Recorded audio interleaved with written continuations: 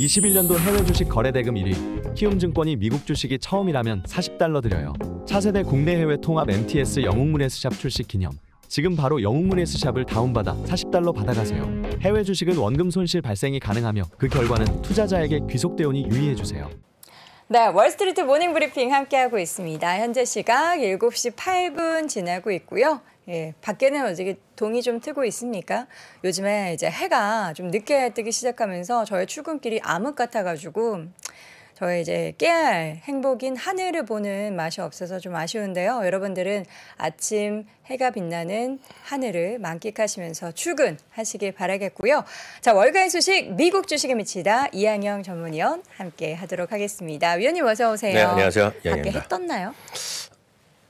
완전히 떴다고 할 수는 없죠. 완전한 이제 뭐 여명이 살짝. 여명이란 말 쓰나요? 여명은 저녁이죠. 모르겠습니다. 야. 네. 약간 그래도 아주 어둡진 않은. 예, 그 정도입니다. 예. 저는 이제 해가 좀 늦게 뜨니까 이게 네. 뭔가 바이오 리듬이 네. 생체 리듬이 아직 밤으로 인식하고 있는 것 같아요. 잠자는 걸로. 하루가 길게 인생을 살고 계시잖아요. 잠이 잘 안 깨요. 그래서 월스트리트 모닝 브리핑 우리 위원님이 끝날 때쯤 되면 약간 네. 잠이 깹니다. 네. 예, 약간 수면 중인 것 같은데 우리 지금 미국 시장 같은 경우에도 보면은 네. 이게 제정신이 아니다. 그런 생각이 좀 들어요. 너무 널뛰기니까요. 새벽부터 점잖은 말 써야 되는데 네. 약간 그 급락 급등 급락 급등이 계속 그러니까요. 반복되는 모습이라서 예측하는 거 쉽지 않고 이럴 때 이제 보면서 매매하겠다 이러기에는 어렵죠. 잘못하면 이제 꽝 되는 그런 그쵸. 분위기죠. 여하튼 지난주부터 그런 얘기를 하는 사람들 꽤 있고 저도 좀 전해드렸습니다. 그런 의견이 있다라는 정도까지만 말씀드렸는데요. 네. 지난 목요일 날 금융주에서는 제일 먼저 블랙락이 실적 발표했는데 은행은 아니니까요. 발표했고요. 금요일 날 실적 발표한 건 어제 좀 자세히 전해드리면서 배당 관련된 것도 말씀드렸었는데요. 오늘은 이제 뱅크 오브 아메리카가 실적 발표했고요. 네. 내일에는 이제 오늘 밤이죠. 한국 시간 오늘 밤은 이제 골드만삭스가 발표하면서 이제 은행업종도 자잘한 건 나머지 다 끝나는 분위기입니다. 주요 메이저들 다 끝나는 거는데요. 이런 것들이 나름 긍정적으로 나왔습니다. 오늘까지 발표된 주요 은행 중에서 실적을 미스한 거는 모건 스탠리 하나입니다. 나머지는 꽤 괜찮게 나왔어요. 그런 것들이 좀 오늘도 시장에서 호재로 인식됐고요. 플러스 이건 늘 얘기 나왔던 과매도 인식 이런 것들이 분명히 있는 거죠. 네. 거기다 잠시 후에 말씀드리겠지만 아무리 이렇게 떨어지더라도 200일 선을 전후로 한 반등과 저항은 가능하다. 얘기를 누구 입에서 나왔냐면 이번 시장에서 가장 정확하게 맞췄다고 얘기하는 마이크 윌슨에서 나온 거거든요. 그러니까 마이크 윌슨은 지난 주말 기준을 보면 11% 올라가는 4,000선 내지 4,100선을 얘기하는데 200일선이 4,155 정도 나옵니다. 지금 그래서 그 정도까지만 가더라도 뭐 큰 건 아니다라는 정도 멘트가 나왔고요. 물론 연말까지 아니면 내년 초까지 해서 3,000에서 3,200 정도로 다시 한번 저점 얘기했지만 여튼 그런 과매도 인식이 뵀죠. 그러면서 급등과 급락이 이어졌고요. 이게 보시면 지난 목요일 날에 급등했다가 이 부분에서 이 부분이 급락했던 게 금요일입니다. 주말이고 오늘은 이제 바로 급등하면서 바로 그냥 계속해서 하루 종일 큰 변화가 없었던 것이 오늘 시장의 흐름이 되겠습니다. 그냥 박스권인 거잖아요. 박스권이라고 있는 박스권이라고 할 수 있지만 그런 좁은 구간이 되겠고요. 우리나라에서는 이제 박스권이라는 표현을 흔히 쓰지만 미국에서는 거의 안 쓰는 말입니다. 그런 거는. 그래서 그 정도 일단 인식하시면 되겠고요. 네. 이것이 이제 극명한 차이를 보여드리는 건데 그렇죠. 이거가 이제 금요일 주식시장의 하루의 모습이었고요. 새빨간 거. 오늘 이제 반대로 아주 완전 초록색으로 나는 것이 오늘의 흐름. 그래서 이게 지금 어느 정도 그 뭐라 할까요? 좁은 구간에서의 좀 올라가는 것도 있고 떨어지는 것도 있어야지 주식시장의 정상적인 생태인데 지금은 정상적인 흐름이라고 얘기할 수가 없죠. 그렇죠. 실제로 보면요. 급등락과 급락을 반복하는 이게 무슨 안정돼 있다 얘기할 필요가 없고 해도 안 되는 그런 표현이라고 되셔야 되겠습니다. 뱅크 오브 아메리카 좀 보겠습니다. 6% 올라가면서 오늘 시장의 반등의 주역이 됐다라고 보셔야 되겠고요. 오늘 밤 역시 이제 골드만삭스 내일 새벽에는 그러니까 우리 시간 내일 새벽 이 시간은 넷플릭스가 이제 관심이 있을 것 같습니다. 여튼 주당 이익은 81센트가 나오면서 77센트보다 좀 좋게 나왔고요. 매출도 늘어났고 순이자 수익, net interest 그 인컴이라고 말씀드렸어요. 그래서 순이자 수익, 그러니까 대출 이자에서 그 우리 예금 이자 주고 받는 걸 빼는 거라고 말씀드렸어요. 우리 아주 쉽게 표현해 우리가 예대만이라고 그쵸. 흔히 얘기하는 것들인데 이게 오늘 생각보다 좋게 나왔고 이게 지난 주말에 보여드렸다시피 JP모건 사상 최대가 났던 바로 그분이 되겠습니다. 뱅크 오브 뉴욕 멜론도 뭐 깜짝 실적이 나왔고요. 순이자 수익은 특히 여기는 44%나 나왔습니다. 그러다 보니 은행 업종의 금융 업종의 전체적인 다 다루는 것은 XLF가 되겠고요. 그 안에서 은행 업종이 KB입니다. 섹터 ETF가요. 중분류가 되겠죠. KB가 2.6%가 올라간 것이 오늘 흐름이 되겠고요. 그러다 보니 최근 일주일만 보겠습니다. 최근 일주일만 보면 그러니까 지난 10일부터 11, 12일 그 물가지수 발표될 때 포함해서입니다. 최근 일주일 동안 흐름 보면 3대 지수의 흐름이 되겠죠. 상대적 제일 위에 있는 것이 상대적으로 다우지수 지난주에 플러스 결국 났잖아요. 포함해서 지금 은행 업종은 최근 일주일 동안에는 3대 지수보다 조금 비슷하거나 위에가 있고요. 그 밑에 있는 것이 S&P 500과 나스닥. 나스닥은 오늘도 많이 올랐지만 위아래 보면 일주일 동안 아직까지 마이너스 흐름 보이고 있고 진폭이 가장 큰 것이 나스닥인 것은 최근의 흐름이 되겠습니다. 바로 이 부분 어저께 보여드렸잖아요. 다시 한번 보여드리지만 이거는 이제 지난 금요일 발표된 걸 참고적으로 혹시 어제 못 보신 분을 위해서 말씀드리면 순이자 수익이 사상 최대가 나오고 있다는 겁니다. 물론 순이자 수익이 올라가면 뭐합니까? 결국은 대출을 통해서 뭐 크게 망했거나 대손이 나오거나 아니면 자기네가 운영하는 채권의 운영 그리고 주식의 운영 IB 쪽의 사업에 딜에서 손해가 났기 때문에 지금 재미가 없는 건데 그런 것들이 조금 안정되거나 그러면 이 효과가 있었다는 거죠. 저나 부사장님이 흔히 금리 올라가는 주가 올라갔다는 건 이걸 보고 얘기했던 건데 지금은 그것보다 더 크게 시장이 망가지면서 채권이 크게 손실 난 거잖아요. 그리고 주식도 엄청 손실이 났기 때문에 재미가 없었던 건데 그것만 조금 안정되면 은행업체가 살아날 수 있다는 그런 희망은 여전히 있는 겁니다. 지금요. 그래서 이런 것들이 순이자 수익이 되겠고요.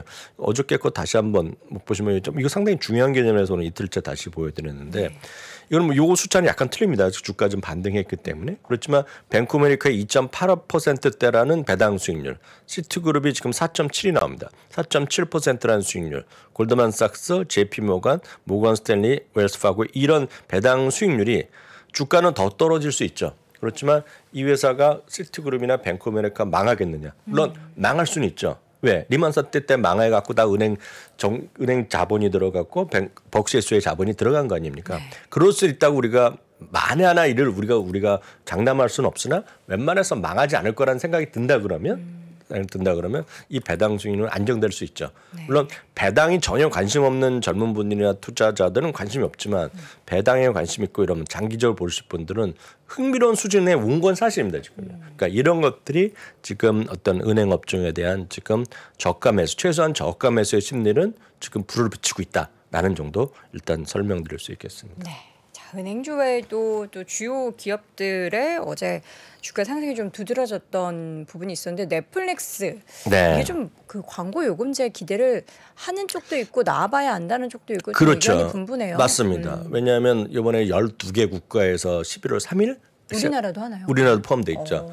우리나라가 5,900원에 나와 있거든요. 5,900원인데 이게 논란이 있습니다. 어떻게 될지 모르죠. 다만 그래서 이렇게 긍정적인 사람도 있고 부정적인 사람도 있는데요. 넷플릭스란 주식이 지금 보시면 지난 2분기까지 상반기까지 떨어질 때 보면 50% 이상 떨어졌고 그 메타 플랫폼 들어서 제일 많이 떨어진 주식입니다. 그럼 상대적으로 많이 떨어진 주식 중에서 지금 3분기에 그러니까 7, 8, 9월 동안에 나름 반등을 했던 대표적인 기업하면 어떻게 검색을 하더라도 넷플릭스가 분류가 됩니다. 넷플릭스는 어찌됐건 나름 전형적인 바닥에서 안정적으로 좀 지지는 받고 있는 거예요. 근데 이거의 이제 결론은 내일 아침에 나오겠죠. 왜냐하면 요때요 개파락할 때 요 두 번째 개파락할 때가 지금 요때는 이제 충격적이었던 기억하실 것 같습니다. 이때 뭐가 나왔냐면 10년 만에 처음으로 순가입자가 감소됐고요. 이때 이미 예측을 했어요. 이번 분기도 감소할 겁니다 하면서 역시 떨어졌어요. 근데 이때는 뭐가 나왔냐면 이때 나오면서 나온 거가 앞으로 3개월 후에는 이번에 순증할 거다. 그래갖고 예고했던 거가 3개월 전에 예고했던 거가 그래서 내일 여러분들 기억하실 줄 아는 100만 명입니다. 100만 명이 늘어날 거라고 가이던스를 줬는데 100만 명을 돌파할지 아니면 100만 명이 못 미칠지 아니면 더 마이너스 날지. 내일 만약 마이너스 나거나 100만 원 이하 나오면 주가 많이 떨어질 가능성을 또 배제할 수 없습니다. 혹시 100만 명 언저리가 나오면 그 다음에 우리가 기대하는 것은 소위 이번에 말씀하셨던 광고 기반 구독자가 대한 회사 측의 어떤 평가 내지 전망이죠. 상당히 보수하겠으나 이런 것들 지금 월가나 이런 쪽에서는 내년 상반기까지 한 3천만 명 정도 늘어날 수 있다 얘기하는데 그건 예측일 뿐이고 회사에서 목소리가 어떻게 나올지 안 나올지 모르겠지만 워낙 중요하기 때문에 나오지 않겠습니까? 그러니까 그런 것들에 대한 관전 포인트가 내일의 넷플릭스의 흐름이라고 보셔야 되겠고요. 그거가 사람들이 쓸지 안 쓸지는 각자는 다 생각이 있으실 것 같아요. 저는 안 합니다. 그걸. 저는 할 이유가 하나도 없어요. 광고를 보시면서까지 광고도 그렇고 가장 중요한 건 화질이 떨어집니다 지금. 아 그래요? 그게 720p가 나오거든요. 여러분들 다 보시면 UHD 많이 보시는데 UHD 화질을 제공 안 합니다. 지금까지 나온 거로는 발표한 거로 보면. 그러니까 싸고 화질이 떨어집니다. 지금. 광고만 있는 게 아니라 화질도 떨어지나요? 그러니까 스마트폰이나 보통 그 작게 보는 분들이 태블릿 PC는 태블릿 보면 뭐 이상이 없지만 저는 그보다 TV로 보거든요. TV로 보는 저한테 같은 데는 그럼 안 좋죠. 저한테는 뭐 굳이 뭐 최소 할 이가 없죠. 그러니까 쉽게 해서 풀 HD가 안 네. 나오거든요. 그러니까 UHD가 없습니다. 4K가 안 나오기 때문에 그렇게 일단 이해하시면 될 것 같아요. 하여튼 그건 저 개인적인 생각이지만 그런 것들이 물론 다 이유가 있겠죠. 그들이 뭘 못하겠습니까만은 그런 게 있고 일부 판권에 이슈가 있는 게 있는 모양이에요. 그래서 일부 콘텐츠는 제공이 안 된다는 게 있습니다. 그 자세한 얘기는 또 내일 나올 것 같고요. 하여튼 넷플릭스에 6.5% 올라갔는데 내일이 관전 포인트다라고 일단 이해하시면 되겠고요. 네. 테슬라가 오늘 그 급등락을 계속하고 있습니다. 지금 이거 역시요. 주가 많이 빠졌어요. 7%또 그날 올랐다가 금요일날 떨어졌다가 오늘 반등했는데 6, 7% 정도 나오는데 넷플릭스에 대해서는 여러 가지 얘기를 많이 나오고 있습니다. 지금. 그래서 이거는 관심 있으신 분들 있고 요즘 보면 테슬라에 대해서 불평하시는 분도 많이 있잖아요. 그런 분들을 위해서 조금 말씀드리겠습니다. 이거 제가 직역보다는 의역을 했는데 딱 그 얘기입니다. 지금요. 어저께 CNN 기사에 나온 건데 어저께요. 테슬라 투자자들이 지금 약간 짜증 나고 있다는 겁니다. 뭐냐면 many. 예. 그러니까 디스트랙션이라는 게 이제 우리로 보면 산만하다는 그런 표현이거든요. 제발 테슬라에만 집중해 달라는 게 투자자들의 원성이라는 겁니다. 그러니까 싫어하는 사람들의 입장에서 보면 주가 그러니까 시장이 좋을 때는 주가 올라갈 때는 이럴 수 있죠.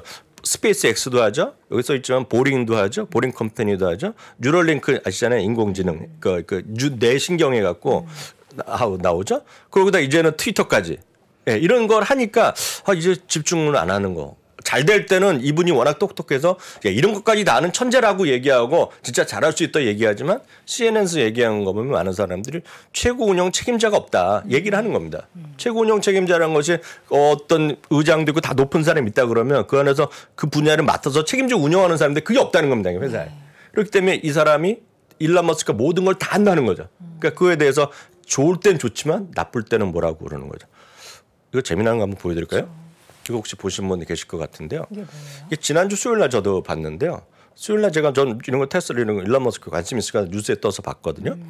이분이 이제 이번에 향수를 발표했어요. 혹시 아세요? 일론 머스크가요? 향수를 발표했는데 향수도 이렇게 써 있잖아요. 지상 최고로 좋은 향수라고. 왜 이렇게 표정이 왜 그러세요? 아니 뭐 하다 못해 향수까지. 그 뭐라고 할 수 없죠. 어찌 됐건 그 번드 헤어라고 이번에 발표했는데요. 이게 $100입니다. $100요. 그래 $100가 지금 향수가 비싼지 싼지 제가 감이 없고요. 중간 가격 정도인 것 같은데 요즘에 근데 젊은 20대 층에서 향수 소비가 굉장히 많이 늘고 있는 건 맞아요. 전 세계적으로. 네, 지금 주문하시면 1월 달에 물건을 받습니다. 1월 달에요? 왜 웃으세요? 그렇게 기다려야 되나요? 우리나라에서 살 수 있습니다. 무슨 냄새? 우리나라에서 하면 정확히 써 있으면 오늘 환율로 써 있으면 14만 7천 원 정도 상당합니다. 1월 달에 배송을 하는데요. 그래서 일론 머스크가 여기까지 또 자기의 직업까지 바꿨습니다. 뭐로 써 있는지 보세요. 보이시는지 모르겠지만 퍼퓸 세일즈맨입니다. 향수 세일즈맨이라고 바꿨어요. 근데 수요일 날 해놨는데 이미 금요일 날 발표했는데 이미 이게 지금 2만 명인가 팔려갖고 $200만 매출이 나왔다는 자, 거죠. $200만 우리나라 돈은 얼마죠? 좀 많죠. 달러. 25억쯤 되겠죠. 28억 뭐 그 정도 되겠죠 요즘요. 근데 보시면 이게 흥미로운 거가 이걸 어디서 파냐면 보링 컴퍼니에서 팝니다 지금요.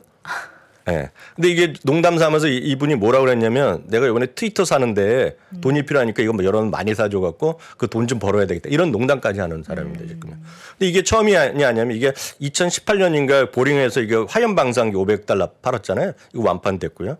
이건 2020년에 펜츠 팔았잖아요. 이것도 완판됐죠, 지금요. 아니 인플루언서의 삶을 살고 계신 것 같아요. 네, 그런 거죠. 그래서 그 일론 머스크 뭐 굿즈 뭐 이렇게 표현하는 사람도 있는데 많이 버셔서 좋으시겠어요. 예. 여하튼 지금 이러다 보니 사람들이 좋아하고 이게 뭐 향수도 좋을 것 같아서 사는 사람도 있지만 비판하는 사람도 분명히 있는 거죠. 그렇죠. 그렇지만 늘 말씀드리지만 주식은 결국은 핵심적인 그 비즈니스인데요. 비즈니스는 내일 모레 발표될 텐데 그거보다는 어떤 장기적인 그 일론 머스크에 대한 믿음 있고 없고에 따라서 자료하고 보셔야 되겠고요. 네. 늘상 있는 일이다라고 보셔야 되겠습니다. 그래서 이번에 그 향수 때문에도 비판하는 사람 엄청 많거든요. 지금요. 그렇지만 늘 그분의 그 양반의 특징이다. 그 양반의 특성이다라고 일단 이해하시면 그 되겠습니다. 우리 이남우 교수님께서 항상 그 테슬라의 5대 리스크 중에서 네. CEO 리스크를 1번으로 항상 두시잖아요. 그 일론 머스크.